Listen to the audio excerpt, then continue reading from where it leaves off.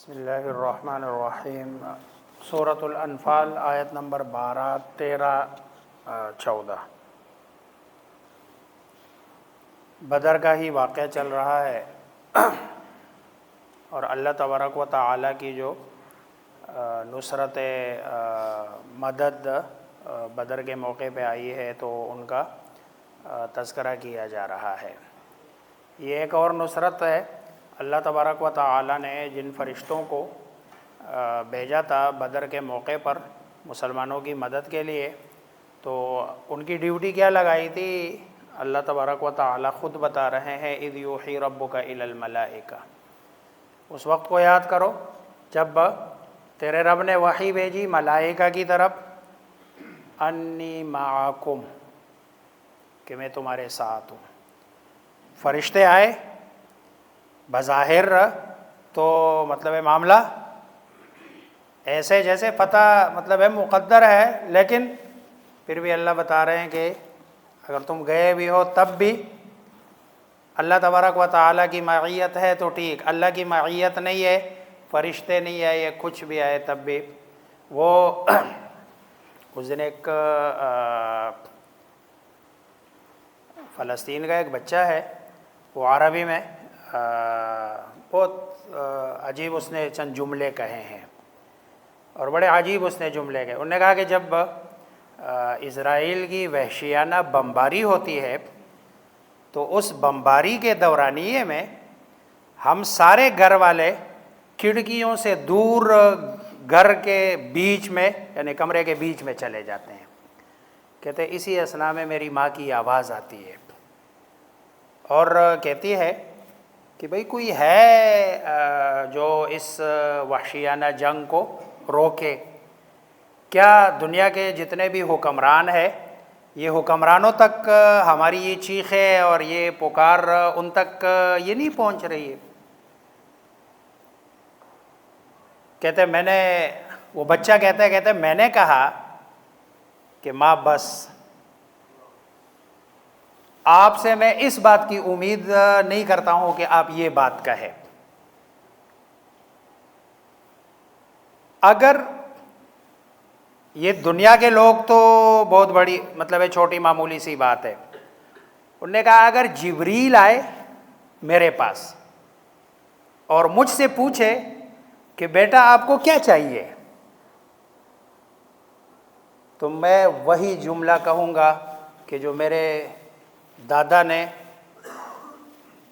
آگ کے بیچ میں جبریل علیہ السلام کو کہا تھا کہ جبریل نے پوچھا تھا تمہیں کیا چاہیے؟ انہوں نے کہا میری مدد۔ انہوں نے کہا مجھے تیری مدد کی ضرورت، جس سے مجھے مدد چاہیے وہ مجھے دیکھ رہا ہے۔ اب دیکھو یہ جو جملہ وہ بچہ کہہ رہا ہے نا، یہ مجھے یاد آیا انی معکم، کہ فرشتہ آنے کے بعد بھی، فرشتوں کے آنے کے بعد بھی اللہ بتا رہے کہ انی معکم، تمہاری نظر اب بھی فرشتوں کی طرف نہ ہو، یہ فرشتوں کے ساتھ بھی میں ہوں تو یہ تمہاری مدد کریں گے، اگر میں نہیں ہوں یہ تمہاری مدد نہیں کر سکتے۔ انی معکم، میں تمہارے ساتھ ہوں۔ اب کرنا کیا ہے، ذمہ داری کیا ہے؟ فَثَبِّتُوا الَّذِينَ آمَنُوا، جو لوگ ایمان والے ہیں ان کو ثابت قدم رکھنا ہے، ان کے قدم کو جمائے رکھنا ہے۔ اور سَأُلْقِي فِي قُلُوبِ الَّذِينَ كَفَرُوا الرُّعْبَ، اور میں ڈالوں گا ان کافروں کے دلوں میں تمہارا رعب۔ اور ہے اگر ایمان والا حقیقی معنوں میں ایمان والا بن جائے تو یہ جو جس میں ایمان نہیں ہے نا وہ بڑا ڈرپوک ہے اور وہ بہت زیادہ ڈرتا ہے۔ ایمان والے کے لیے تو یہ تصور ہے مر جائے گا تو مرنے کے بعد ایک اور زندگی ہے۔ جس بندے کا اگلی زندگی کے لیے تصور ہی نہیں ہے وہ تو یہی سمجھ رہا ہے کہ میرے لیے تو زندگی ہو گئی ختم، لہذا میں ان کے دلوں میں رعب ڈالوں گا اور یہ مرعوب ہوں گے۔ فَاضْرِبُوا فَوْقَ الْأَعْنَاقِ، تم ان کے گردنوں پر مارو اوپر سے، تاکہ تڑپنے کی بھی ان کو مطلب ہے اس کے لیے بھی ٹائم نہ ملے۔ اور فَاضْرِبُوا فَوْقَ الْأَعْنَاقِ، اور وَاضْرِبُوا مِنْهُمْ، اور مارو ان سے كُلَّ بنان، ہر ایک کے پوروں کو، انگلیوں کے پورے یہ مارو۔ ظاہری بات ہے جب ہاتھ نہیں رہیں گے تو یہ لڑائی کے قابل نہیں رہیں گے. اصل تو کافروں کو مارنے کا یا ان کے پوروں کو مارنے کے، مسلمان ان کے شر سے کیا ہو جائے، محفوظ ہو جائے. تو تم ان کے شر سے کیا ہو جاؤ گے، محفوظ. اب اتنا سخت حکم یہ کیوں دیا جا رہا ہے؟ ذالک، اس لیے بِأَنَّهُمْ، کہ بے شک ان لوگوں نے شاقوا اللہ ورسولہ، اللہ اور اس کے رسول کی مخالفت کی. یہ اللہ اور اس کے رسول کی مخالفت کی سزا ہے جو اللہ تبارک وَمَن يُشَاقِقِ اللَّهَ، اور جو مخالفت کرے گا اللہ کی، وَرَسُولَهُ، اور اس کے رسول کی، فَإِنَّ اللَّهَ شَدِيدُ الْعِقَابِ، پس اللہ تبارک و تعالیٰ کا کی جو سزا ہے وہ بڑی سخت ہے. ذَلِكُمْ فَذُوقُوهُ، پس یہ جو سزا ہے دنیا کی، فَذُوقُوهُ، تم اس کو چکو. وَأَنَّ لِلْكَافِرِينَ عَذَابَ النَّارِ، اور تمہاری سزا ادھر ختم نہیں ہوگی بلکہ آخرت کے لیے بھی آگ کا عذاب ہوگا. یہ اللہ تبارک و تعالیٰ نے فرشتوں کو بھیج کر یہ ان کو بتایا کہ یہ تم نے کرنا ہے، اور اس کا نتیجہ یہی نکلا کہ 313,000 سے لڑے. اللہ تبارک و تعالیٰ نے فتح دے دی ہے. 70-72 ان کے مر گئے اور 70-72 مسلمانوں کے قید میں آ گئے. اب 1000 میں یعنی بڑے بڑے سورما، بڑے بڑے جو ان کے لیڈر تھے وہ سارے ختم ہو گئے. یہ سارا کس کی؟ اللہ تبارک و تعالیٰ کی مدد سے. اذ یوحی، یاد کرو اس وقت کو جب یوحی وحی بھیجی، ربو کا، تیرے رب نے، الی الملائکۃ، ملائکہ کی طرف، انی معکم، بے شک میں، معکم تمہارے ساتھ ہوں. فثبتوا، پس تم جمائے رکھو یا ثابت قدم رکھو،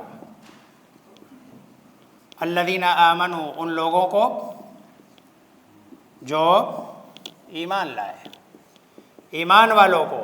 سألقی، سا ان قریب، القی میں ڈالوں گا، فی قلوب الذین، فی میں، قلوب دل،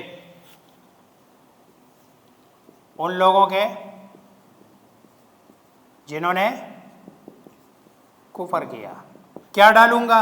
الرعب، کس کو؟ رعب.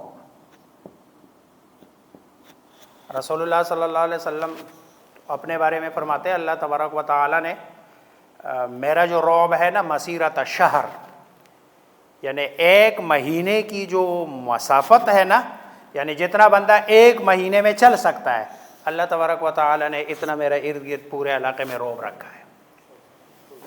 یہ رسول اللہ صلی اللہ علیہ وسلم کا. اب 1 مہینہ، اور اب مطلب ہے راؤنڈ اباؤٹ یہ کتنا بڑا علاقہ بنتا ہے کہ ایک نبی کا اللہ تبارک و تعالیٰ نے لوگوں کے دلوں میں رعب ڈالا ہوتا ہے. فَاضْرِبُوا فَوْقَ الْأَعْنَاقِ، اور یہ کوئی مطلب ہے آسان کام نہیں ہے. 13 سال مظلومیت میں گزارنے کے بعد جب آپ ہجرت کر کے جاتے ہیں ودن 8 ایئر، 8 سال میں آپ صلی اللہ علیہ وسلم واپس فاتح بن کر مکہ میں داخل ہوتے ہیں. یہ اللہ تبارک و تعالیٰ کی مدد ہے اور آپ صلی اللہ علیہ وسلم کا رعب ہے. فَاضْرِبُوا فَوْقَ الْأَعْنَاقِ، پس مارو، فوق الاعناق، گردن کے اوپر. وَاضْرِبُوا مِنْهُمْ، اور ضرب مارو، منہم، ان سے، کل بنان، ہر پورے پر، یعنی ان کے ہر پورے کو کاٹ دو. ذالک، یہ جو حکم ہے، بِأَنَّهُمْ، اس لیے کہ وہ یا انہوں نے شاق اللہ، مخالفت کی، اللہ کس کی؟ اللہ کی، ورسولہ، اور اس کے رسول صلی اللہ علیہ وسلم کی. پھر لوگ کہتے ہیں صرف اللہ پر ایمان لانا کافی ہے اور بس اللہ پر ایمان لے اور رسول پر ایمان لانے کی ضرورت نہیں ہے. اللہ تبارک و تعالیٰ ادھر فرما رہے ہیں کہ جو اللہ اور رسول، اللہ اور رسول کی مخالفت، اس کی سزا کیا ہے؟ فَاضْرِبُوا فَوْقَ الْأَعْنَاقِ وَاضْرِبُوا مِنْهُمْ كُلَّ بَنَانٍ، یہ دنیا کی سزا ہے۔ وَمَنْ يُشَاقِقِ اللَّهَ وَرَسُولَهُ، اور جو یشاقق مخالفت کرے گا اللہ کی، وَرَسُولَهُ اور اس کے رسول کی، فَإِنَّ اللَّهَ شَدِيدُ الْعِقَابِ، پس بے شک اللہ شدید العقاب، پکڑ سزا، سخت سزا دینے والے ہیں، سخت پکڑ والے ہیں۔ ذالکم، یہ جو سزا ہے، فذوقوہ، پس چھکو تم ہو اسے، یہ سزا تو دنیا میں چھکو، اور آخرت میں چونکہ کافر بن کے مر رہے ہیں، وَأَنَّ لِلْكَافِرِينَ، اور بے شک کافروں کے لیے عذاب النار، آگ کا عذاب ہے۔ ادھر اس کو الگ کر کے شاید بیان کرنے کی وجہ یہ ہو کہ اگر کوئی مسلمان اس جماعت میں ہو اور وہ مر جائے تو ظاہری بات ہے اس کے لیے ہمیشہ کے لیے جہنم نہیں ہے، وہ جہنم سے نکلے گا۔ اور یا بسا اوقات مسلمانوں کو جو ہے نا آگے کر کے اور ان کا سہارا لے کے کافر آگے بڑھتا ہے، تو ایسی صورت میں شریعت نے اجازت بھی دے دی ہے کہ بھئی اگر آپ کا دشمن کسی مسلمان کا سہارا لے لے تو دین کے بڑے اس کے لیے چھوٹی جو ہے نا قربانی۔ اب اس مسلمان کا حکم کیا ہے؟ وہ سیدھا جنت میں جائے گا، وہ بھی شہید ہوگا، مارنے والا بھی اس کو شہید، لیکن یہ مسلمان کو مارنے کی نیت نہیں کرے گا، قصد نہیں کرے گا۔ اصل قصد تو یہ کس کا جو ہے نا کافر کا کرے گا، لیکن نہ اگر درمیان میں آ جائے تو وہ جنت میں جائے گا۔ اس لیے اللہ فرماتے ہیں وَأَنَّ لِلْكَافِرِينَ عَذَابَ النَّارِ، کہ کافروں کے لیے آگ کا عذاب ہے۔ اللہ مجھے آپ سب کو سمجھنے عمل کرنے کی توفیق عطا فرمائے۔